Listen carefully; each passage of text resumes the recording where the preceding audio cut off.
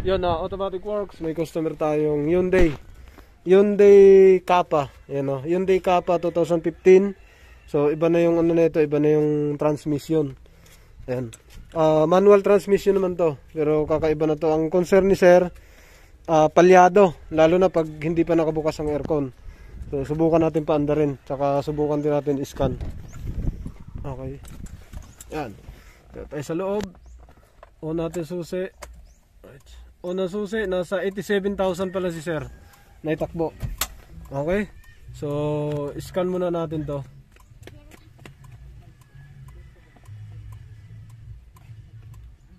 Yan. Scan muna natin mga sir.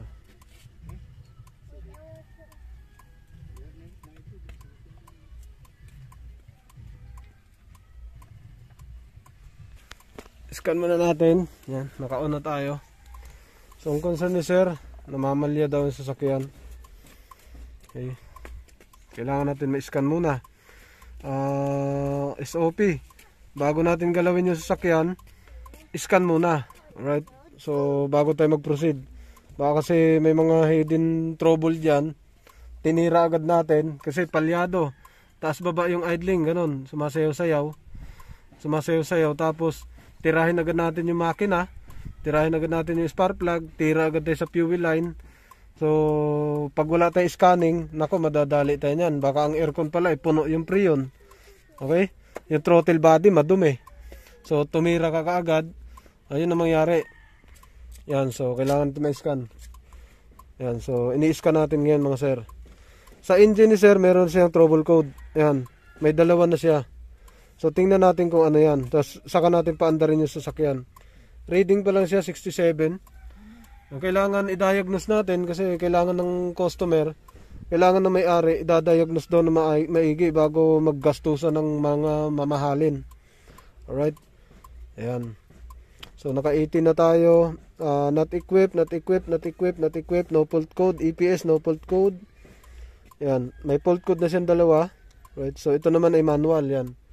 Manual siya mga sir. So 100 na po siya. Ayan. Nag 100. Makikita na natin kung anong trouble code. Ayan. Yung trouble niya is P034. P0134. Auto sensor circuit. No activity detected. Bank 1 sensor 1. Ganun din dito sa baba. Nakapending siya. Ngayon back natin mga sir. Exit tayo.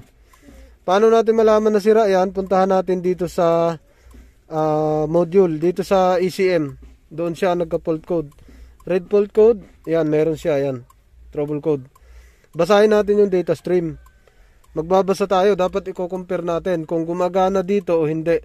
Okay. Tingnan natin kung yung palya niya dito ba galing sa auto sensor or sa ibang parte.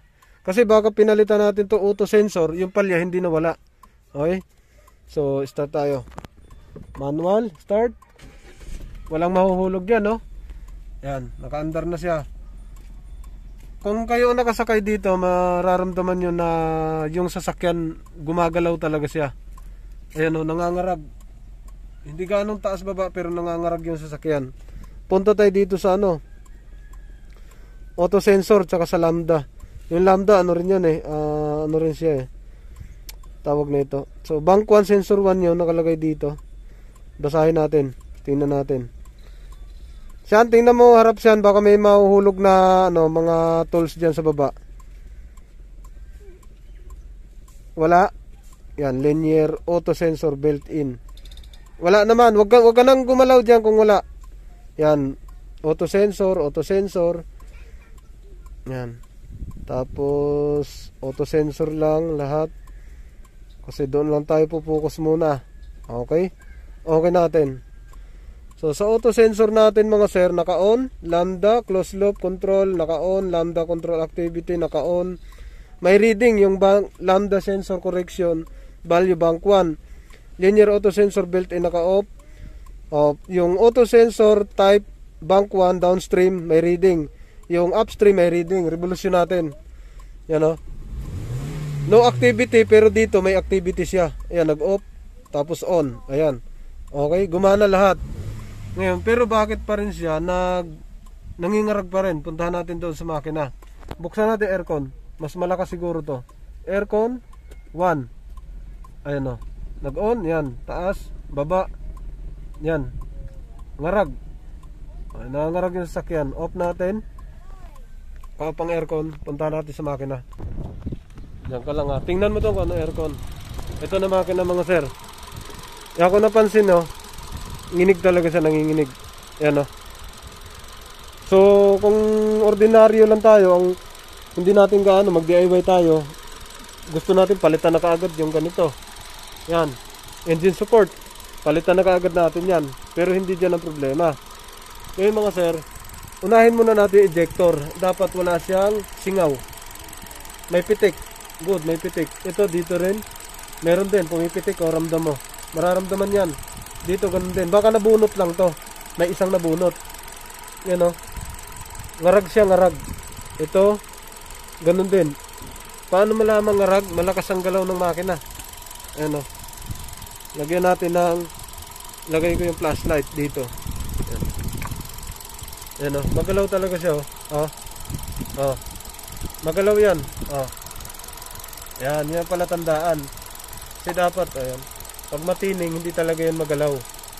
Ayan o. Magalaw talaga siya, mauga. Okay. Pagkatapos sa injector, kung okay naman sa injector, auto sensor ang binasa. Tingnan din natin yan, baka naman yan putol. Hindi kaya luma, yan. Tingnan natin. Yan, balik. Walang putol dito sa dulo. Yan. Tapos yung dumi. Pero yung dumi, hindi gaano yan. Huwag lang sira to. Tapos yung mga langis-langis na ganyan, tingnan mo rin. Pero ito, nalalangisan din talaga yan sa loob. Pati ito, nalalangisan. Okay? Ngayon, dito tayo mga sir. Sa ignition coil, subukan natin. Kung gumagana lahat. Isa-isahin natin to. Yan. Ito yung isa. Medyo sira na nga yung tip. Ito yung isa. Ito yung ignition coil yan. Yan, ingat kayo dito sa ignition coil. Nangangagat to. May ngipin to. Yan, ito ang pangalawa. Ito naman yung isa. Yan. Okay.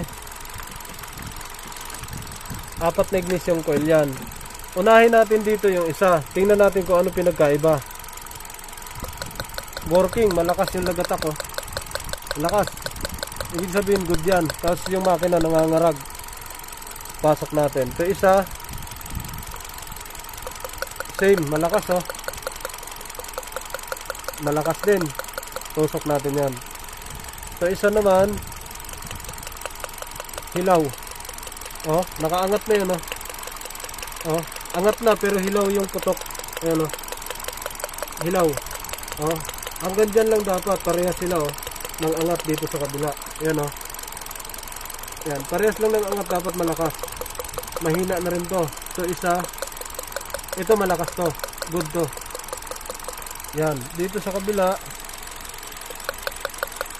malakas din. Hanggang dito. Tingnan natin sa loob. Diretso angat. Nginig. Ito, wala reaction. Wala reaction kahit inangat mo na. Tapos yung itsura ng coil, ayun o. Yan, pag itusok mo, dapat pag bunot, magkakareaksyon ng makina. Magagalit yan. Wala. Pero pumuputok. Balik natin. Ito isa kasi pag binunot, oh, parang mamamatay yan. Yan ang good na coil. Dito sa kabila, pag inangat, mangangarag, tapos pag ibunot, parang mamamatay. Yan. Ganon din dito. Pag binunot, parang mamamatay yan, oh. Oh, yan ang good na coil. Saka yung itsura ng coil, malinis. Dito sa kabila, ganun din, malinis din oh. Parang mamamatay. Yung isa, wala reaction, yun ah. Kahit binunot mo na, wala reaction. Madumi. Ayan ah. Ito, ganun din. Oh, nangangarag. Okay. So dito, alam mo na kaagad kung anong problema. Basic lang. Sa itsura pa lang na yan, alam mo na kung saan. Tukoy mo na kaagad, hindi na kailangan gumastos sa malaki. Okay, scanning, tamang scanning, diagnose, troubleshoot. Kuha mo na yung sakit. Hindi na kailangan titingnan yung aircon, baka puno yung freon o barado yung freon or engine support. So hindi na kailangan yon. So dito pa lang kita mo na. Okay, pipix natin. Tapos o di kaya bibili talaga si sir. O pagpalitin natin para may ano tayo, may mapagkukuhanan ng talagang yun ang problema. Patayin mo yung susi. Off mo yung susi dyan. Off susi. Alam mo mag-off? Off ha. Yun, okay. Off muna. Pagpalitin natin tong dalawa. Okay? Yan, so ito isang coil. Yun. Madumi talaga siya. So, kakaiba siya sa ibang coil. So, yun na. Yung dalawang coil. Yung tatlong coil, ganito itsura. Yan lang isa ang hindi. Kasi tingin ko hindi nabubunot dahil sumama na yung lock ko. Kaya hindi nila tinanggal. Ito, hindi naman siya sumama. Yun ang kainaman pala sa ibang ano. Ayan o. Yung dalawa sira na. Palitin na. Tapos yung ano, spark plug din, hindi napalitan yung isa. Malinaw. Napalitan yung tatlo. Malinis eh. Yan yung isa oh. May tubig pa. Ayan oh. May kaunting tubig. Tapos hindi napalitan. Dito, napalitan yung spark plug nito. Malinis eh oh. Bagong palito, walang tubig oh. Malinis. Dito sa kabila, napalitan din spark plug nito, malinis eh. Dito, ganun din. Yan, napalitan lahat. Silipin mo, sir. Balik na natin. Hindi na lang natin ipagpalit dahil gusto ko malinis muna yan sa loob. Palitan muna yung spark plug tapos linisin, tapos palit ng coil. So wala naman akong ignition coil dito, wala rin spark plug si sir. So yun muna, kailangan mapalitan yung spark plug isa. Tapos malinis tong ilalim. May tubig. Huwag nang pagpalitin, baka magka-problema pa to isa pag nilipat. Okay? So, sir, hindi ko na nilipat dahil madumi yung isang spark plug tapos isang butas. Baka magkadamay pa sa isa. So ibig sabihin, hindi problema yung oxygen sensor. So clear ko lang yung oxygen sensor, baka nagpalit sila o lumabas to, hindi lang nila na-clear. Okay, clear ko lang to. Mga sir, clear lang natin yung oxygen sensor dito na fault code.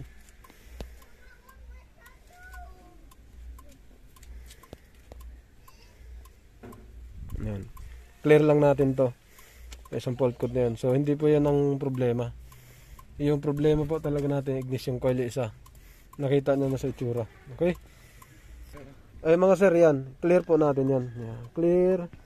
Alright. Dahil may reading naman lahat. Pag matigas yan, hindi talaga nabubura yan. Mamimirmis yan dyan. Kailangan i-troubleshoot. Talagang tatanggalin mo yan. Hanapin mo kung saan. Okay? Pero ang kadalasan nasira noon, pagka hindi siya natanggal talaga, high circuit. Yun. Circuit high ang lalabas. Hindi siya natatanggal talaga at hindi mo nakita. Okay? Okay na mga sir. Palit na ignition coil.